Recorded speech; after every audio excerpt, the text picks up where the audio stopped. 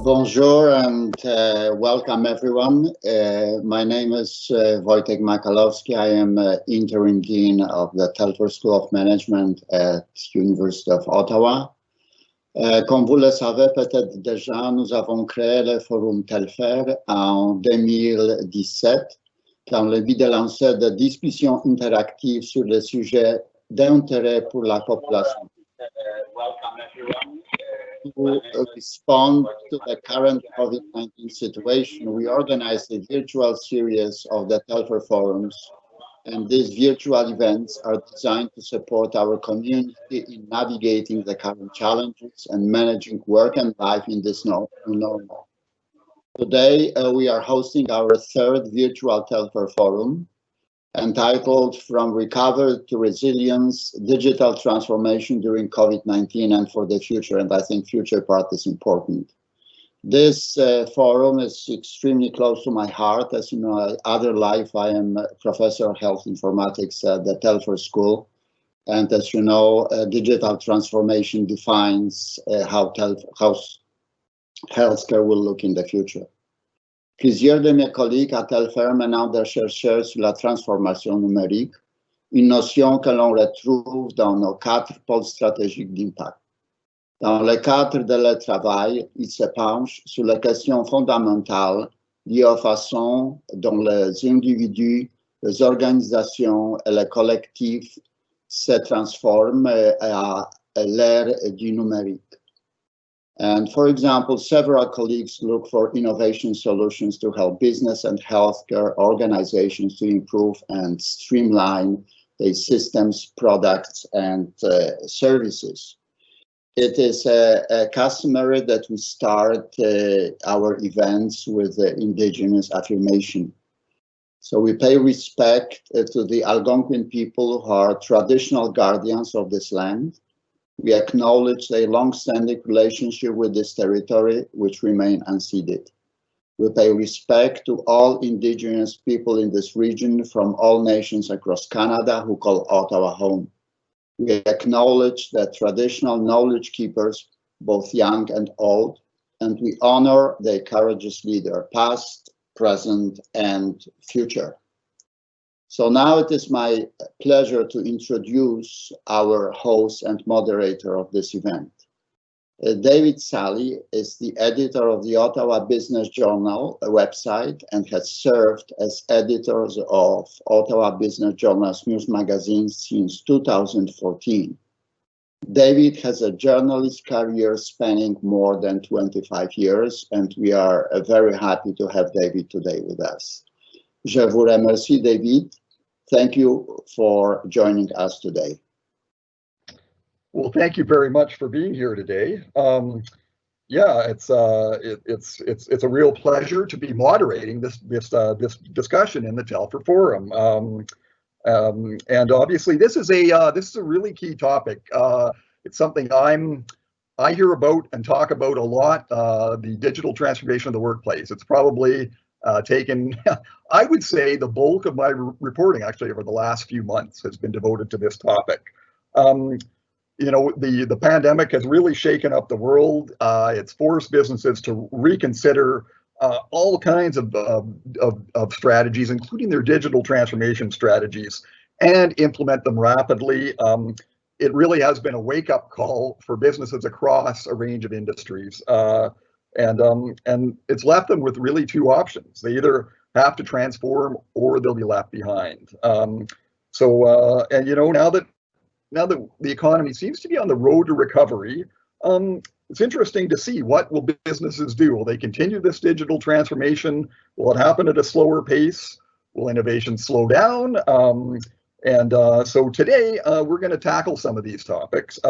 4 experts will discuss the future of digital transformation and share their insightful advice to help businesses continue driving innovation, you know, during these unprecedented times, and following the pandemic, and hopefully learn new and better ways of doing business.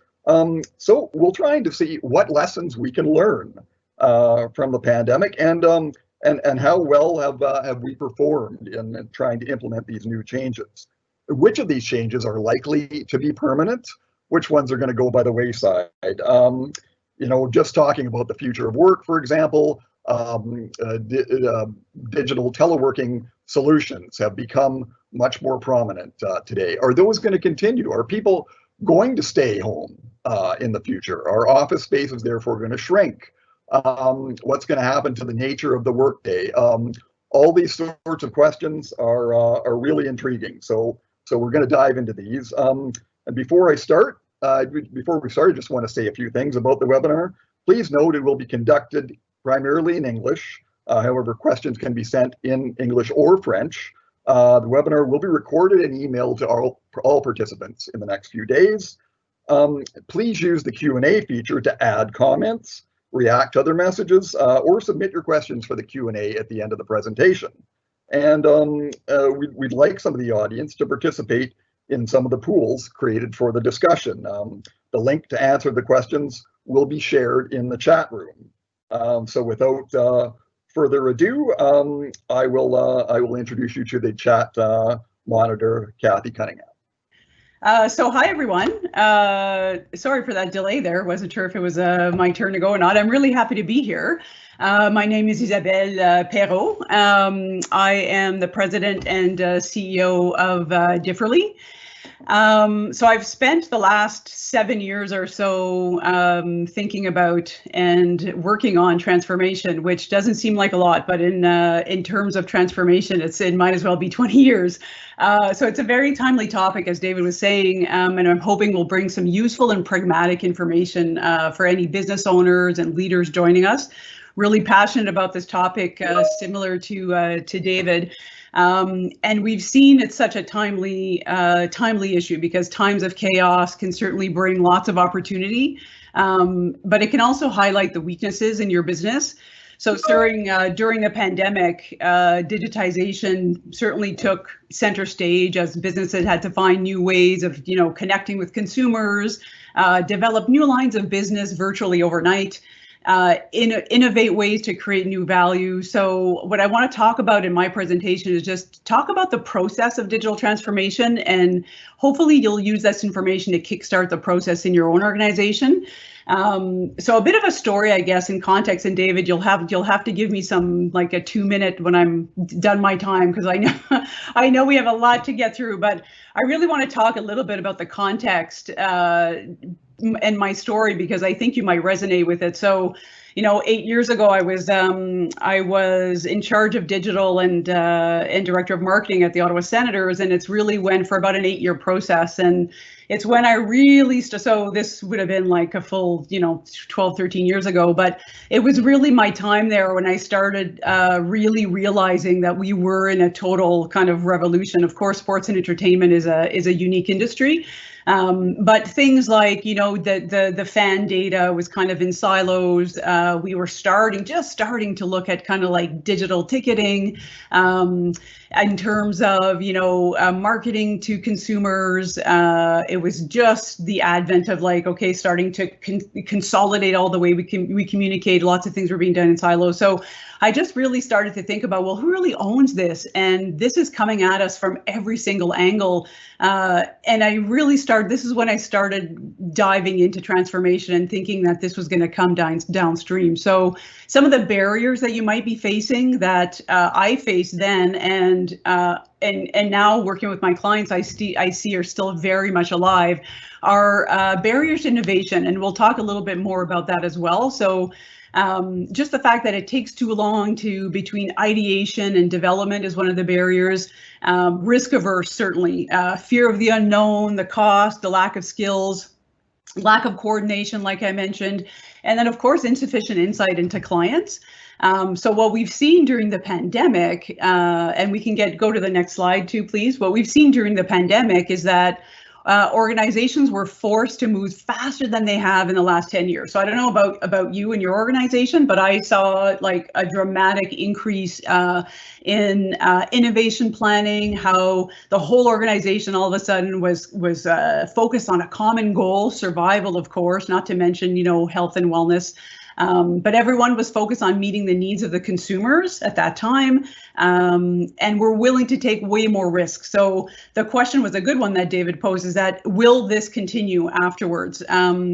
So before we get into kind of the framework of making that happen, I really want to just talk about the term digital transformation, because there's a bit of a love-hate relationship with this term. I don't know about you, but I don't really care much about what you call it. I just think it needs to be acknowledged. Some people have called it, fourth industrial revolution, but what you need to understand is that it's not necessarily a technology problem. So it's definitely the velocity, speed, and impact of the technology.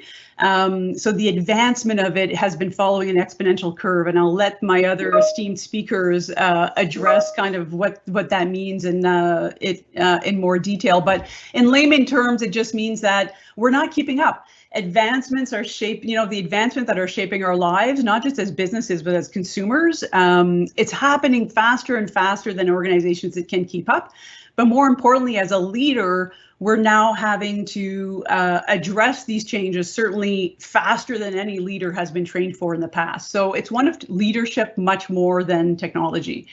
So if we go to the next slide, I won't go through each one of these because I could literally spend the whole hour on this, but you'll see that I'll give you access to an ebook after. But it's an easy framework that we put together at Differently. So in my time in helping organizations across all industries, these same drivers of change were very common.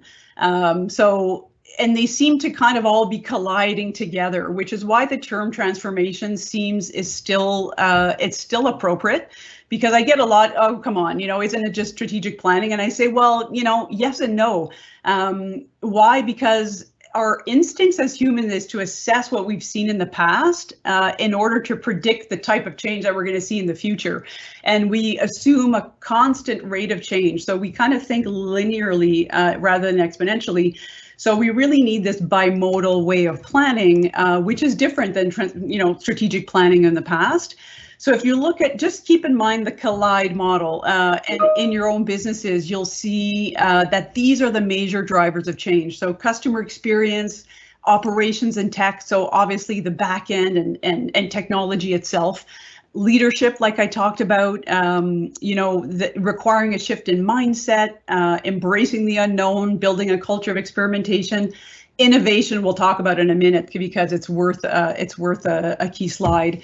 Data, obviously, data coming from all external and internal sources can be, so instead of going on hunches, resilient organizations really leverage and value data, and of course engagement and culture. It's not the, last but not least, I've seen firsthand in transformations that true lasting change is definitely evangelized from the top, because it has to be, it needs resources and budget, but it cannot happen without bottom-up engagement, and people are looking for and people who are constantly looking for that incremental change. So keep that in mind. The Collide model, you can also go to collidemodel.com. It's there if you want this fact sheet. But I encourage the leaders on the call to really look at their organization through this lens.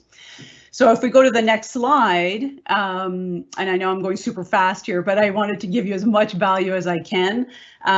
So two areas I want to deep dive in before I pass it on to the next speaker is innovation and business model. So I certainly saw during the pandemic way more innovation happening rapidly. So I think one of the myths is that we always hear about disruption. Why? Because it's the sexy stuff. It's the stuff, when completely organizations that seem to show up out of nowhere kind of make things obsolete. What we need to keep in mind is that what we don't, what's not always fully understood is that disruption actually takes a lot of time, and it seems to come out of nowhere. But before then, organizations are iterating and innovating, and you have to embrace both, because they are both the engines of growth. So by that I mean, and this is the big challenge, and I want you guys to think about this in your own organization. I call it future back and present forward, and you might have heard that term before, but meaning We talk a lot about iteration, so doing the same things better, so we've been talking a lot about digitization in the last 3 months, which is absolutely necessary. So, how do you make things what you were doing, digitizing those things? But for long-term resiliency, innovation will absolutely be the key to future-proofing the business. So by that, we mean, taking a look at at least 5 to 10 years out and future backing. So I want to give you 5 questions to fuel the fire. So get a pen if you have a pen, or just keep them in your mind. But these 5 questions. So how is our industry changing? What trends have staying power? What are the shifts in consumer behavior, and how are they going to want to engage with us in the next 5, 10 years?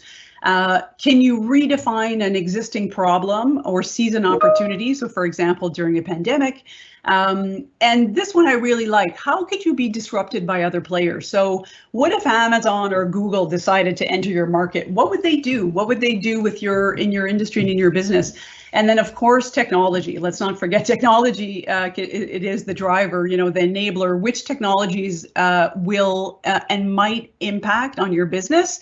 And then think exponentially. So on that technology, what does 5 to 10 years of progress on that technology, what will it do to your industry? So this is really, it's more of a messy kind of creative process as opposed to a very data-driven present forward like we do with iteration. It's not about clarity, because we can't predict the future. It's not about certainty, but it's certainly about clarity. So this is where the clarity of where you're going and your vision comes into play. And the next one, so I've got just 2 more slides. The last one I want to deep dive on is business model reinvention. Of course, this was highly, highly relevant during the pandemic, and in my conversations with business owners and small business, medium-sized business owners in particular, I'd say this was the main focus. So not only challenges, but tremendous opportunities. So as a CEO, I think the focus, one of the pitfalls is protecting what you have. So we talk about market share, but there is, so looking at current value.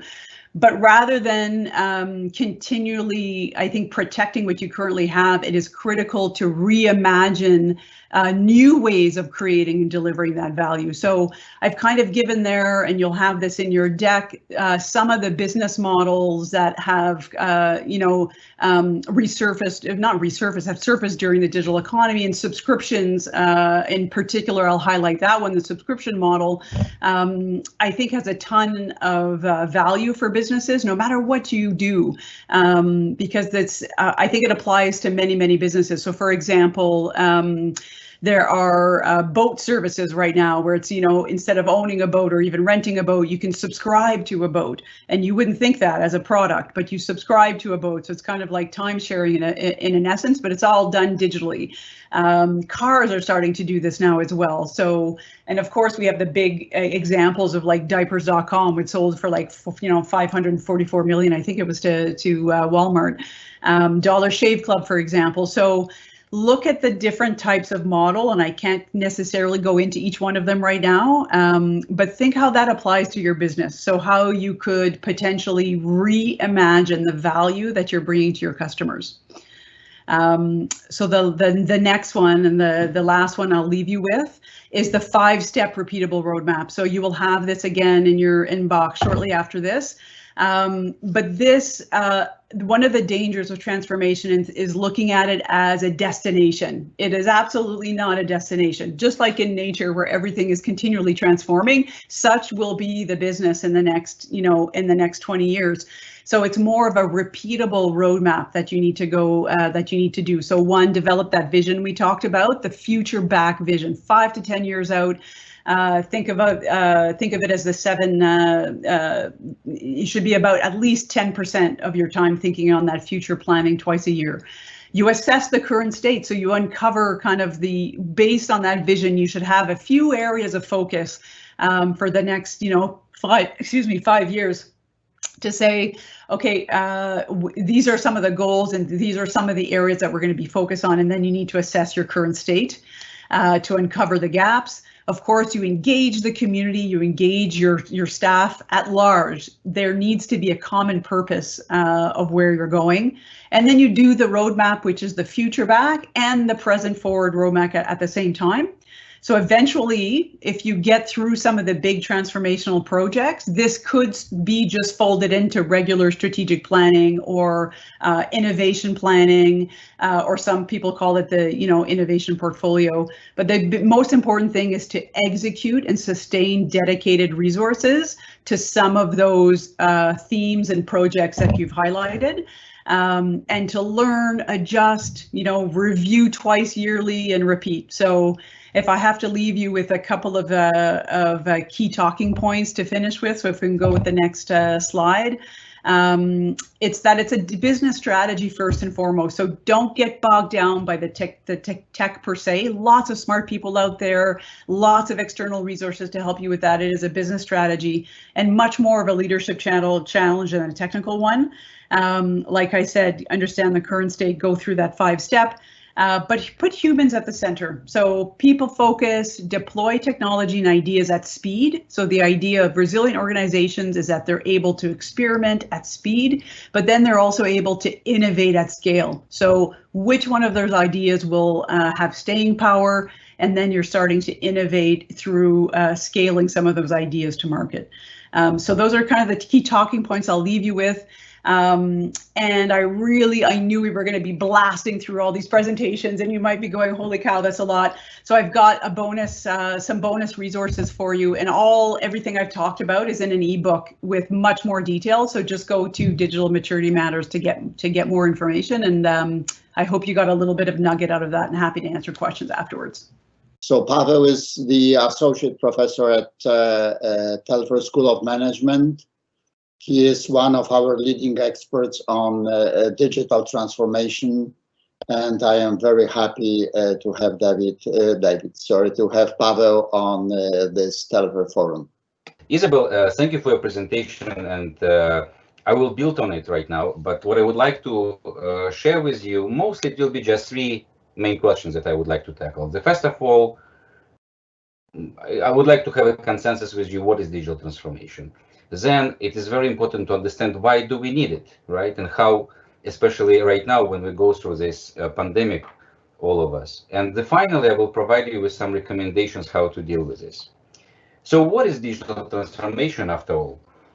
DX or DT, digital transformation, became very trendy term. However, there is still misconception, misunderstanding of this phenomenon. So if we're looking at the digital component of this, we can realize that this digitalization, which means in the nutshell is transition from atoms to bits, completely changed our life. And it happened not just for the centuries or, a long period of time. It just happened from yesterday to today. And right now, how we participate in the activities, how we do our businesses is completely different like it was yesterday. So let me show you just one of the success stories of the digitalization. And I would like you to look at this graph, which represents the success of all giant digital companies. So at the bottom of the graph, you can see all famous digital companies, Amazon, Apple, Facebook, Google, and you can see that for the last decade, their stocks growth up to 500%. But there is another one kind of company, right, that had completely extraordinary growth. So you will be maybe some of you surprised to learn that this company is Domino's Pizza. We teach this success story in our business school to show how company that can realize the potential of digital transformation on time and to implement all the strategies can become the leader in digital transformation. So I encourage you to read this case, especially to know, because one can ask, how can we just differentiate digital and not digital companies? And the answer can be, it's almost impossible nowadays because there are no differences and all companies, they are to some degree digital already. What is different is exactly the level of digitalization, the level of digital transformations they're going through. So I would like to get your perception and understanding as an audience, because it's very hard, to talk when everyone is on mute. I would like to see what you think about digital transformation. So we ask you to participate in one of the polls, and I hope you had a chance to go and to participate. So let me show you the result. So you were asked to express your opinion about what do you have in mind when you hear digital transformation. So this word cloud represents exactly your perception as an audience today what it is. The size of the font shows exactly the most frequent terms. So as far as you can see, innovation, technology, and future, they are dominating here. However, when you look at the other terms like headache and fear and change management and risk, also just dominating. So it's a kind of phenomenon that comes with a great, but in a threat at the same time.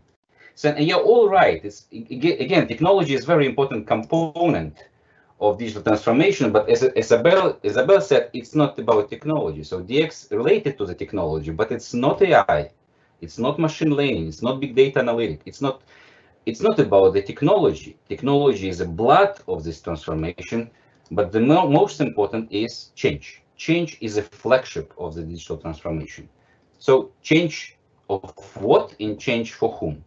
In our research, we explore different perspectives, three main perspectives. So one is individual, organizational, and societal perspective. So from an organizational perspective, we anticipate that the main change can happen with the status quo of organization.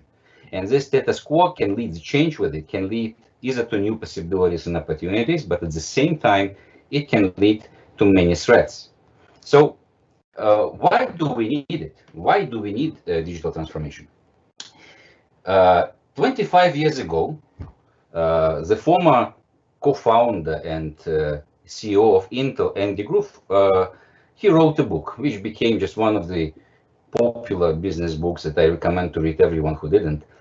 The name of the book, Only the Paranoid Survive. Actually, he wanted to name this book Strategic Inflection Points, but the editor didn't allow him to call it right now. So the idea of this book is the following, is that every company, when company evolves, at some point, they all reach this point that Andy called strategic inflection point. At this point, company needs to realize that actually they need to be paranoid and to look around and to check what happens at the back. And at this point, they need to make a change, even if everything is great and they think that they can rest, but they need to make a change. And they need to look at the digital component of this change. If they don't do the change, they have a chance to die. Or if they fail with this change. However, if they do this change, they can succeed. So company, when they try to evolve, they start with a kind of competitive advantage. However, the reality is right now that there is no one company with even one competitive advantage that will be sustainable. I call this right now perishable. It's valuable today, but not tomorrow. There is a well-known expression in English, may you live in interesting times. So the origin of this expression is from Chinese curse. It says, may you live in time of change. So the meaning actually, this is the worst you can wish to someone. Because people, they prefer stability and they hate changes. But the reality is right now that this strategic points that Andy defined in his book, is it doesn't happen once in a lifetime of the company, or once per 5 years. This is a new reality. This is exactly the permanent status of the company, that we are at this point non-stop. And definitely it's very difficult, but it's new reality and we need to realize it. So if we're looking at the technological growth and why is it so important, technology evolves exponentially. The well-known Moore's law shows that the power of all devices, I'm not sure if you can see, but any devices that you hold in your hand and you're watching right now, the power can double every 2 years. And mostly because we increase number of transistors on the processors. And this law was correct for the last 50 years. So all technologies, all digital technologies in use, they grow exponentially. But there is another law, Martek's law of disruption. So when technology, the top part of this graph, can you see technology, they grow exponentially, but companies, they can evolve just logarithmically. And this is a problem. Companies, they cannot catch up with technologies by definition, because of the resistance to change, the problems that organizations experience. And the issue is, this is exactly when we are in the strategic points, is how to connect, how to bridge organizational growth and technological growth. So I would like to ask you, and actually I hope you participated already, what do you think can be the key DX strategies that can help to bridge this technological growth and organizational growth? So just a second. So you were asked to participate and to provide your perception what can be the most important DX strategy. So as far as you can see, one of the leading options here is listen to your customers. You have innovate, you have transform business goals. So all of them, they receive more or less equal value. And you are all right. You're all right. All technologies are most important. However, from our research, what we can share with you, one of the key strategies is people. It's exactly what Isabelle mentioned. People, this is a key of the success. And by people, I mean many components. One of them, with recommendation, is to create diverse teams. Diverse teams, not just people with different background, but people with different experience. Experience becomes the most essential. The next presenter will present you about custom experience. I don't want just to step on it, but employee experience becomes also very essential right now. What previously was nice to have, right now becomes its mandatory conditions. Open innovation becomes the only available and not only available, but only promising strategy that company can evolve. Getting ideas from inside and outside organizations, from clients, customers, and competitors, this is exactly how we need to survive. Companies, they need to create digital culture, and which is very challenging right now. And the last but not least, but one of the most important, in order to breach these different growth rates, companies, they need to create professional ecosystem that will include leadership and people that they can identify these gaps and to know exactly in what direction to move. So at the end, in the conclusion, I would like to give you some takeaways and recommendations, what to do and how to deal with these problems. First and foremost, we need to realize that the change must be embedded in the DNA of organization. This inflection point that Andy actually mentioned in his book is our reality right now. And this is exactly what we need to anticipate. Second, perfect is enemy of good. Actually, for me, it's very good to say because I never follow this piece of advice. But the pandemic especially showed you don't need to wait and to check all existing technologies and to find the best. But maybe it will be sufficient to find what works right now and then to improve on the fly. Next one, taking no risk is the biggest risk. As I mentioned before, people, they are very resistant to change. And one of the reasons, this is exactly risk adverse, right? They don't want to take risk in especially critical decisions. However, if we realize that we are right now at this point, and COVID was exactly catalyst that moved all company to this inflection points, we need to realize that we are not taking risk, we are not making any change. The result will be obvious, the company will go down. And the last but not least, I would like to quote Andy Grove again. We always need to be a little but healthy paranoid. Thank you. Thank you so much. Really happy to introduce Berjesty, who's a user experience manager at Shopify.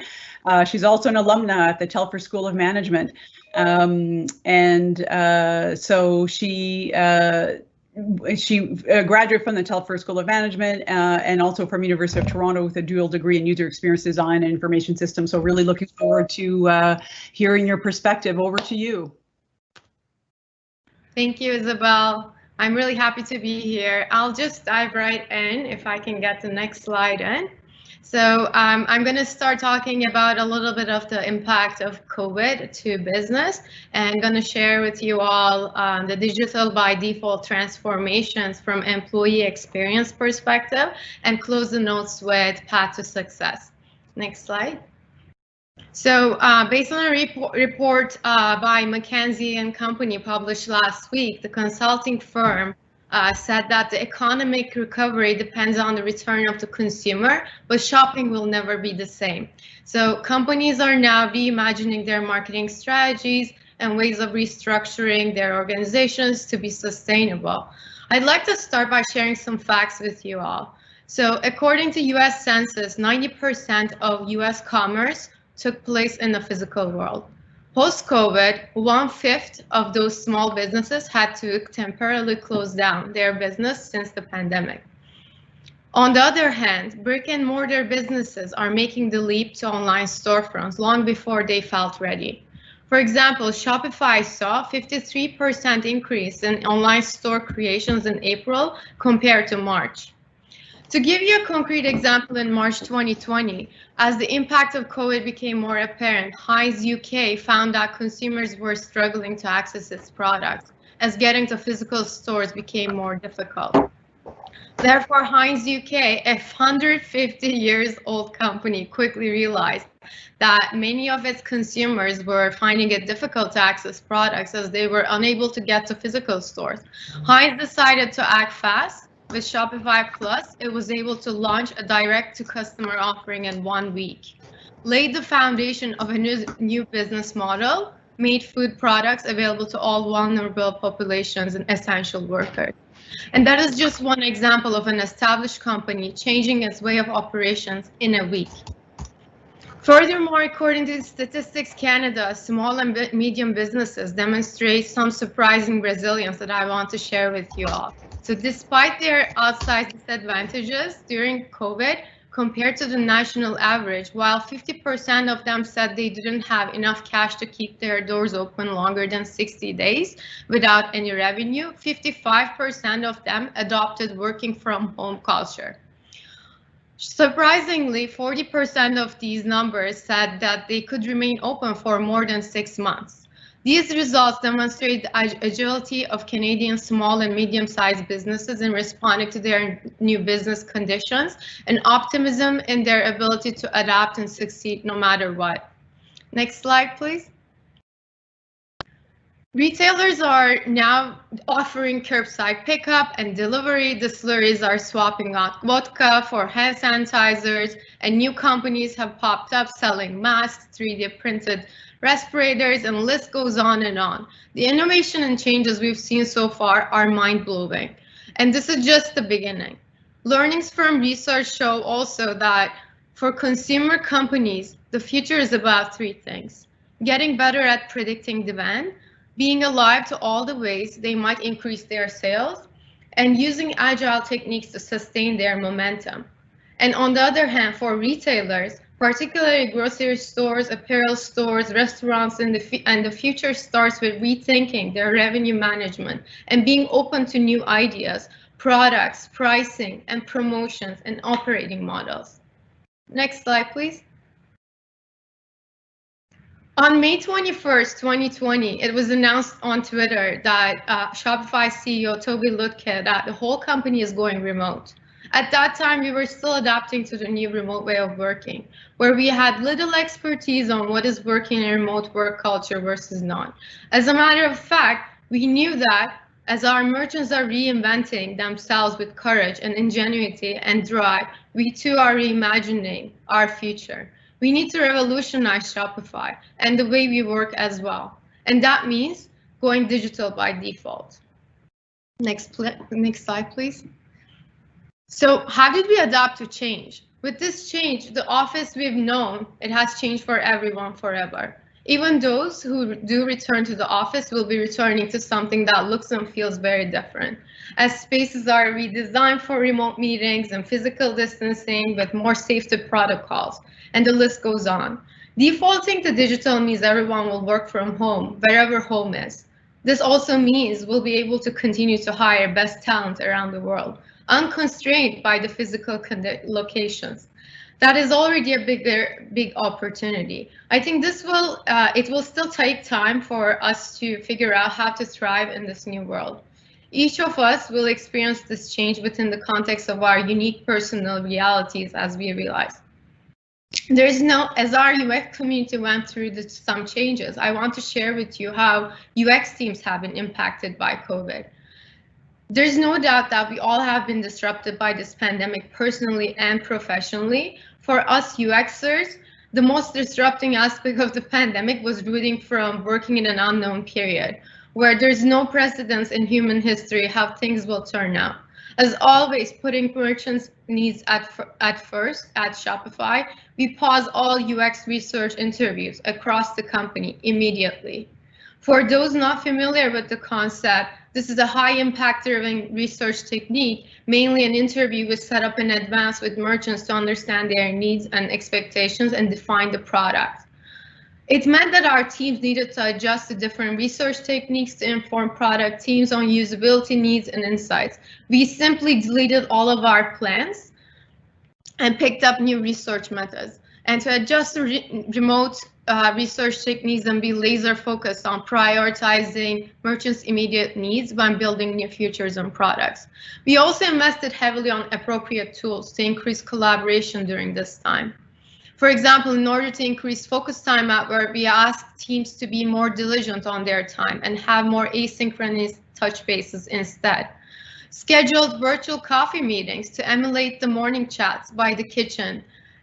Scheduled whiteboarding design sessions where we brainstorm and do sketching exercises. We started using tools like Miro and Jamboard more often. We doubled down on our communication through various platforms like Google Hangouts, internal documentation, decision logs, Slack chats to increase context sharing. Context sharing provides easily accessible context to save time and improve the quality of decision making at a company. And it also empowers employees by helping them gain and share right context in a scalable way. At Shopify, we believe that sharing context is one of the most powerful things we can do to build a 100-year-old company. Every week, we share context at Town Hall, a gathering of Shopify where we used to meet in the office and remote. Now it's all remote, to share context, experiences, and updates with all of Shopify. Next slide, please. Closing tips from my personal experience, sharing a path to success when working remotely. While everyone is scrambling to move online, millions of employees suddenly transitioning to their living room as a workplace. They're stocking on laptops, monitors, keyboards, and webcams, while teachers and students turn to platforms like YouTube Live, Twitch, and Zoom to keep up with the curriculum. Number one rule is to focus on cultivating remote work culture. Regardless, we need to focus on fostering collaboration and social connection. We must remember the importance of cultivating those social connections between people at work. That's key to a healthy company. Invest in the tools that foster effective communication and connection. It's up to the leaders to step up and forge those personal bonds across the distance. You need to give feedback one-on-one to build trust-filled relationship, just as if you were working with them in the same location. Number two is to continue on the first rule, to experiment new ways to engage. So be creative and challenge the team to find what works best for them. Effective communication is key, but understandably it's hard. While the mass adoption of new tools is still something of scramble, governments and hospitals, schools and companies around the globe are now experiencing the convenience and efficiency of high-tech approach to communication. Therefore, engagement should be flexible and agile so that the teams can determine their own path. Third rule is to be transparent. If you're a leader or a manager, open up your ears. Make sure to keep giving clear directions and set clear goals. Be sure to communicate your goals often. Remember that there is no casual office water cooler chatter to help spread your intentions. Number four is to stay healthy. This goes a long way. With shift to remote work, I often communicate more and work harder and have more meetings than I used to. I find that video conferences are tiring and office meetings that we used to sit at the table in the room. Having less time between meetings and jumping from one Hangouts link to another, continuous meetings can require intense concentration, so be careful of burning out. Number five is a closing note that I encourage you to get involved. Continue on your career goals and seek opportunities such as attending conferences of interest. Now, many of them are virtual, which means they're cheaper to attend to without travel costs. Take advantage of online events such as this one, attend webinars, and connect with one another. Isabelle, it's all yours. Oh, thank you so much. I think the from the first presentation, taking no risk is the biggest risk, I think, was one of the biggest takeaways. And from yours, I really liked what you said, where each of us will experience this transformation differently. I think that's so key. So thank you for that, because, you know, whether you're a cost-driven organization like a manufacturer or like a retailer where you're, you know, both value-driven and cost-driven, I think your transformation can look very differently. So very good points there. Thank you for that. I'd like to introduce Umar, because we really want to have time for questions. Umar is Associate Professor of Business Analytics and Information Systems at the Telfer School of Management, and he also teaches at the university's Digital Transformation Innovation programs. I certainly wish we had that when I was at university. So over to you, Umar. So thanks, Isabelle. I'm going to take over with the screen sharing. Hopefully everybody can see my screen. Thank you, everybody. I've actually really enjoyed the discussion so far. And basically what I'm going to do in my part of the discussion is build on some of the things that everybody else has already touched upon. Being primarily a professor, I can't help myself but talk a little bit about the theory behind digital transformation. So I'll start with the definition, talk a little bit about where things are at this point in time. And then I'll talk a little bit about my own research. So I've been doing some focus groups over the past couple of months with senior and middle management in different companies in Ottawa and Toronto. So I want to share some of the findings from those. And then I'll end the discussion with some guidelines and some suggestions for where I think things are going beyond COVID-19. So that's the agenda for my discussion today. So let's get started. So in terms of where digital transformation actually comes from, or what do we mean from it, I think the other speakers have touched upon this as well. And I also asked you this question as part of one of the polls. So let me bring up the results and see what you said. So here are the results. So the first thing that comes to your mind is transformation. And a lot of you said it's different digital technologies, including social, mobile, analytics, cloud, and IT, or what we refer to as the acronym SMACIT. I know it's an unfortunate acronym, but that's what everybody thinks about. None of these answers are incorrect. It really depends on where you are in your digital transformation journey. The technologies are obviously a very important part of the journey, but if you peel through the layers, technologies really are about just adding information and connectivity to things. This could be people, this could be to physical objects, this could be information and connectivity between systems, but that's what technologies allow us to do. Beyond the technologies themselves, we've actually progressed through different eras of digitization. And I would perhaps say that we're sort of in the third era right now. In the first era, we basically started with the digitization of written material, office communication, then we moved on to media, audio and video. And now we're sort of enabling business products and business models as well. And now since we're moving on to business models now with digitization, this is getting the C-suite's attention as well. So in terms of how we've evolved, we've basically seen how digitization does make very much of a difference in your business process efficiencies, but it also improves your customer outcomes, and that's something that previous speakers have touched upon. So when I think about digital transformation, I think about technology as primarily an enabler, but there are various other dimensions that we're trying to enable through technology, and customer experience is sort of at the center of this. Operational processes and efficiencies in your business models also are very important when it comes to digital transformation. My colleague also touched upon Moore's Law and Martik's Law, which I think was a good way to put things in context, because one of the things that I keep hearing about from companies when they tell me about their digital disruption challenges is this whole idea that they cannot keep up with technology, or the rate of technological innovation is the main hurdle for them.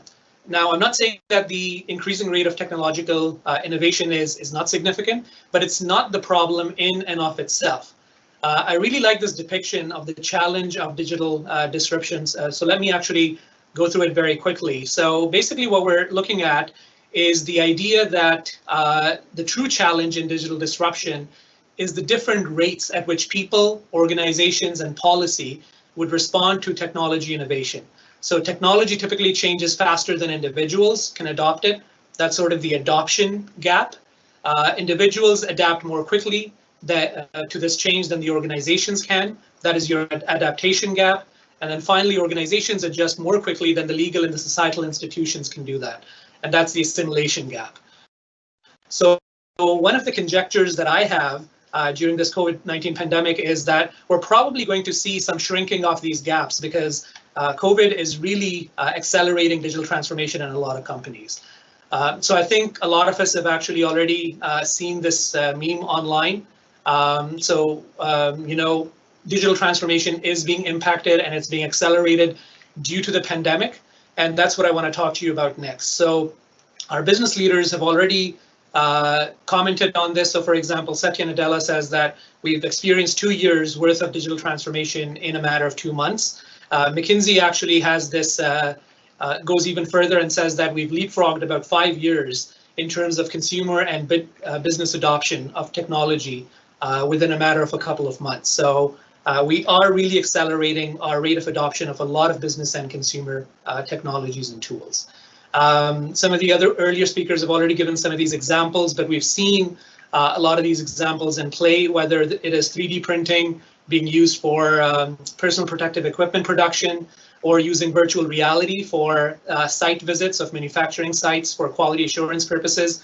I know some universities are also using virtual reality for doing campus tours for new students.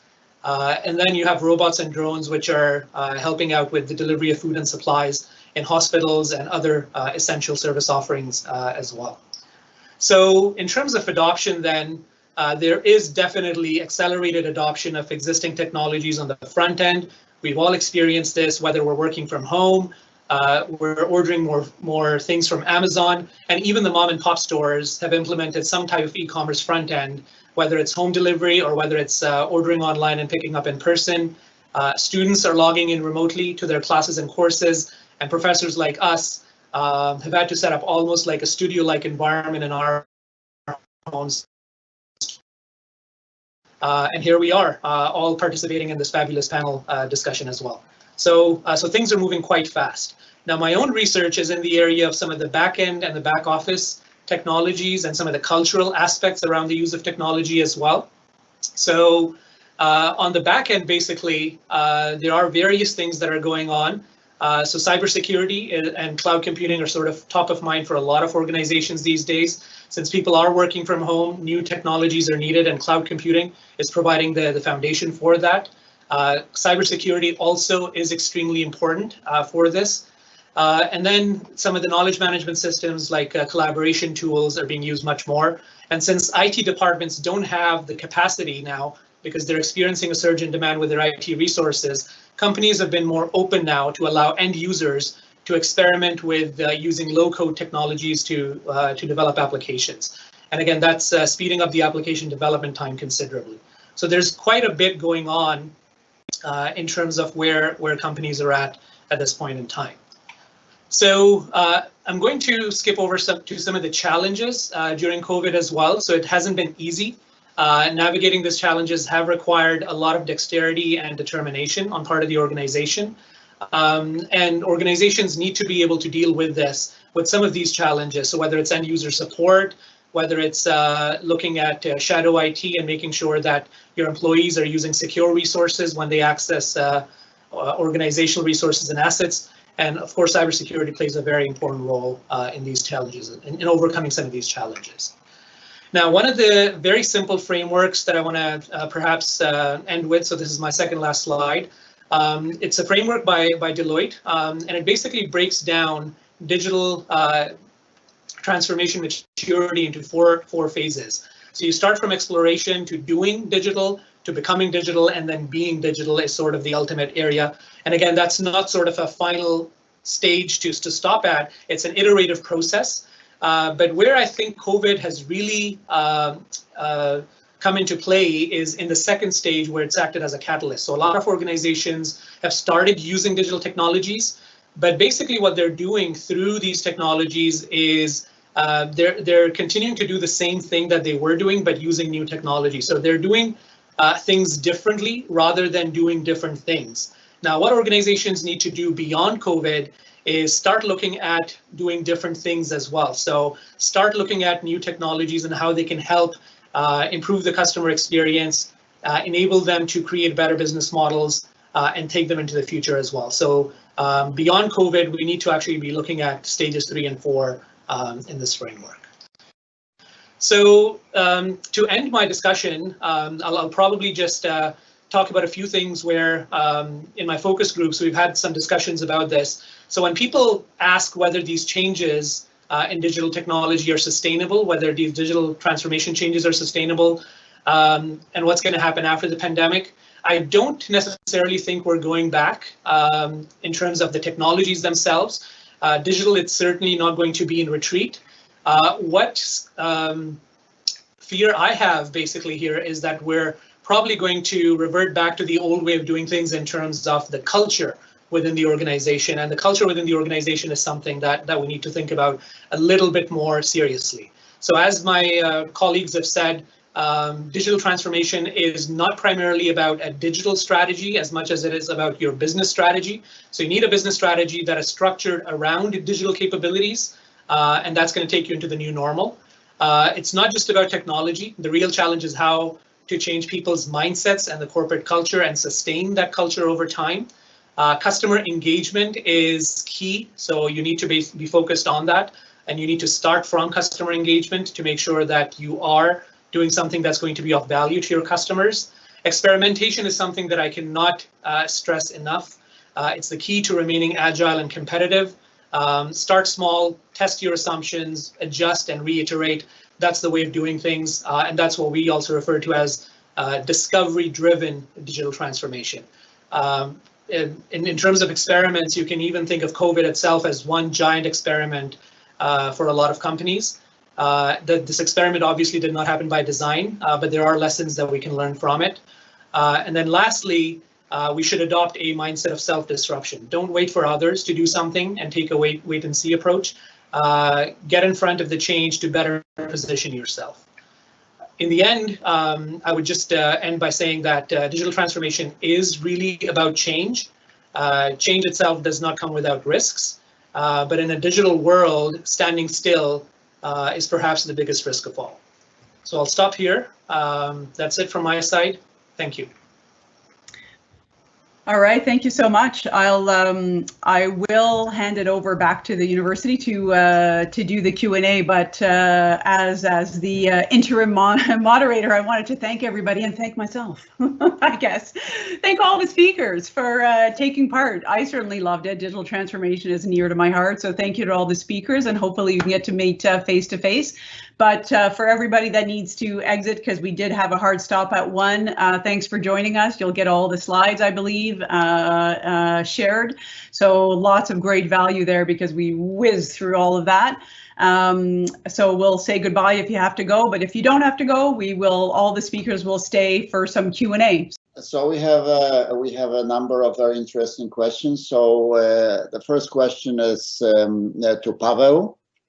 And the question is the following: COVID has demonstrated that a great deal of our economy can function online, reducing or eliminating the need for infrastructure, such as offices and even universities. By the way, this last part is scary.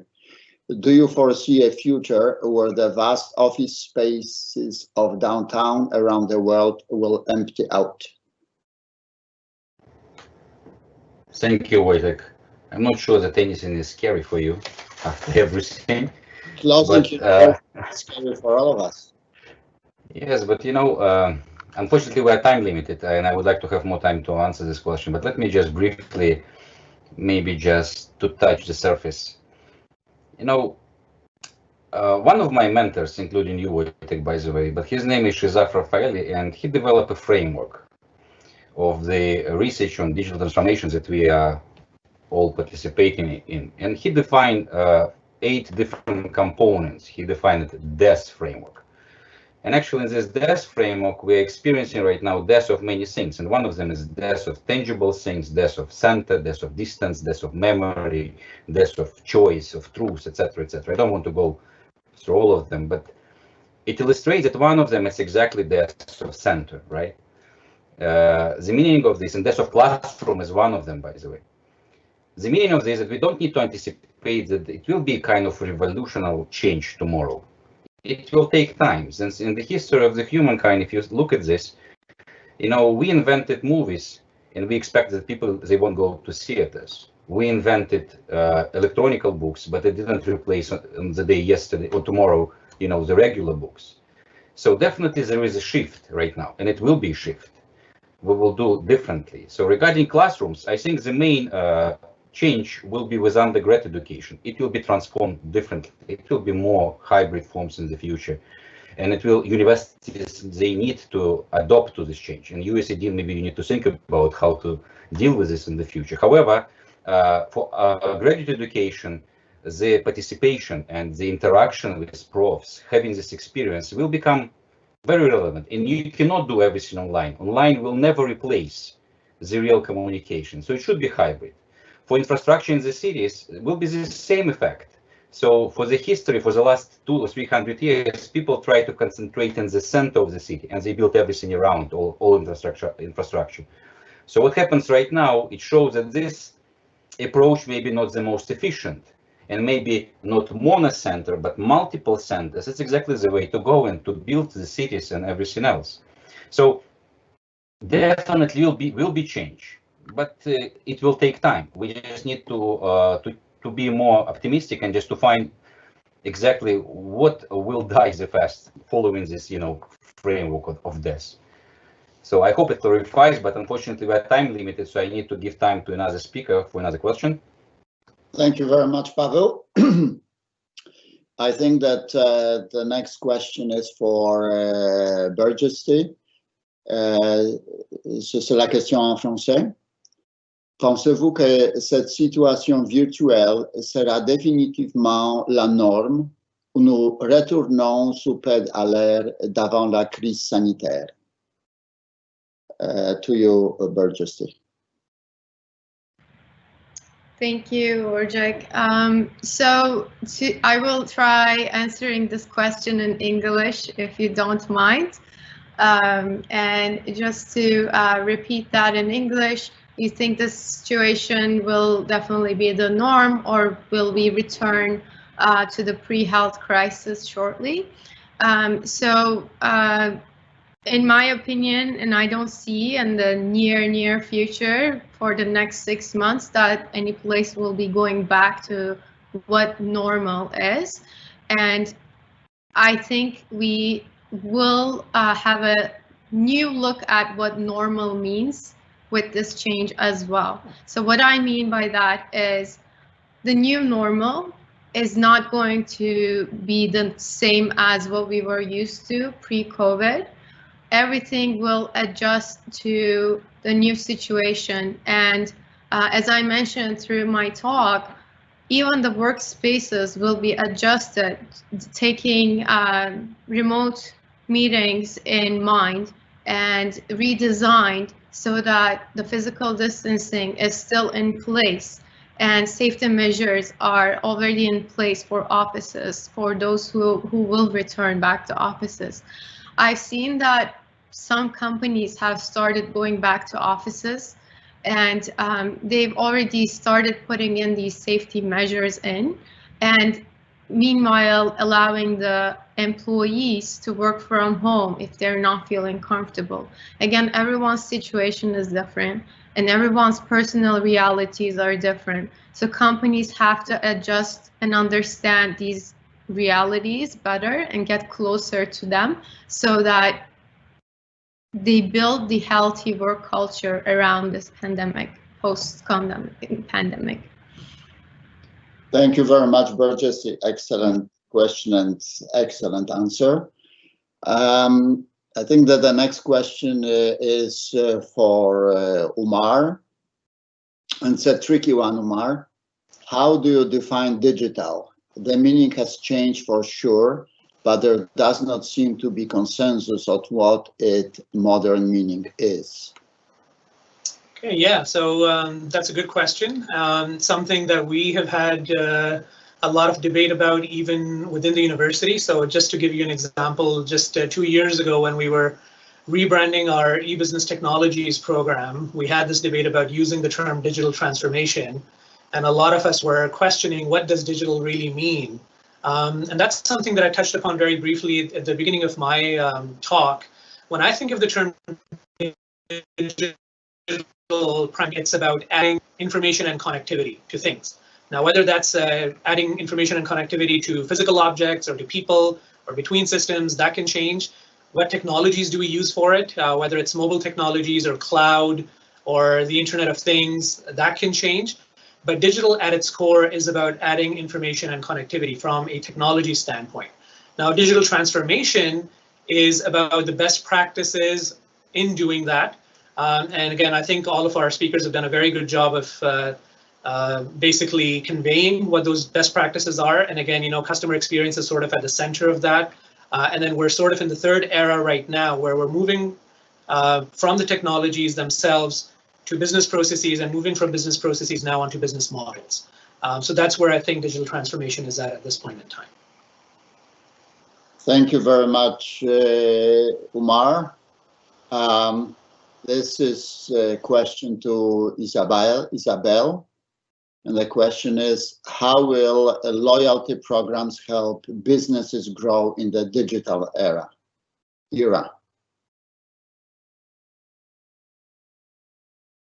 Isabelle, you are muted. I am muted. There you go. I'm no longer. I thought that was an interesting question.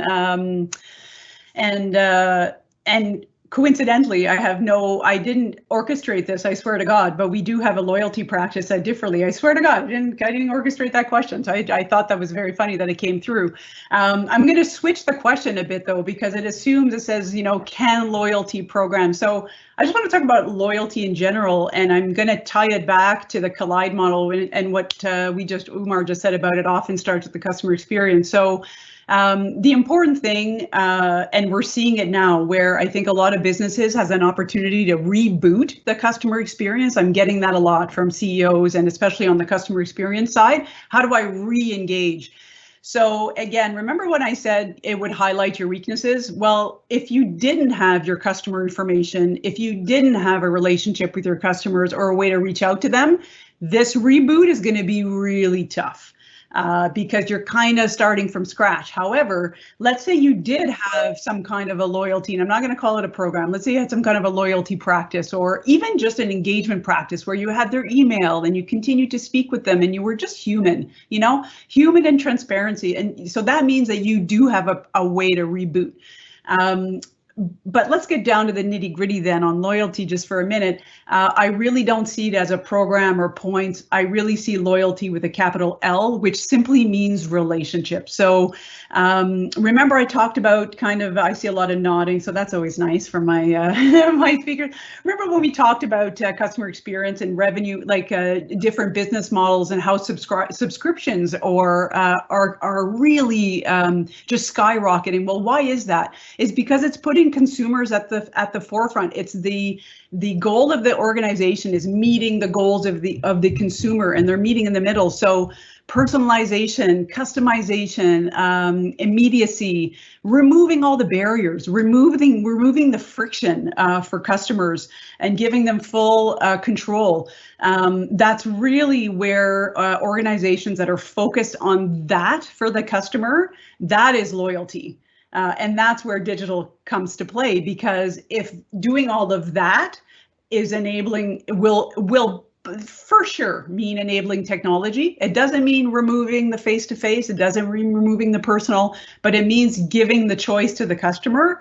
To me, that is loyalty. And so we really need to think beyond kind of program and points, and it's really more about a deep understanding of customers, and through that, identifying your most valuable customers. That's where programs and data and digitization is gold. Understanding who your best customers are and moving them up that kind of moving the middle, we like to call it, moving them up the value chain. I hope that answers that question. Thank you very much, Isabelle. It was an excellent answer, and I think it shows how interesting and engaging topic it is, because we are 10 minutes past the allotted time. I hope that this Telfer event, it starts discussion and conversation about digital transformation during COVID and post-COVID. I think specifically we should think about post-COVID time. So I would like to take this opportunity on behalf of the Telfer School of Management and University of Ottawa to thank very much all of you who participated in this event, starting with the audience that you took your time to be part of this, of us. I would like to thank very much our 4 speakers, and in absentia, I would like to thank very much David. And big thank you to Genevieve, Kathy, and Lydiane, who keep all of us on track and make this event happen. As you see on this slide, please keep eye on the post-event survey that you will get. And also, please watch if you want to see today's webinar. It will be available for a couple days. So thank you very much, and have a nice day. And I hope I will see all of you in our next equally exciting Telfer event. Bye-bye.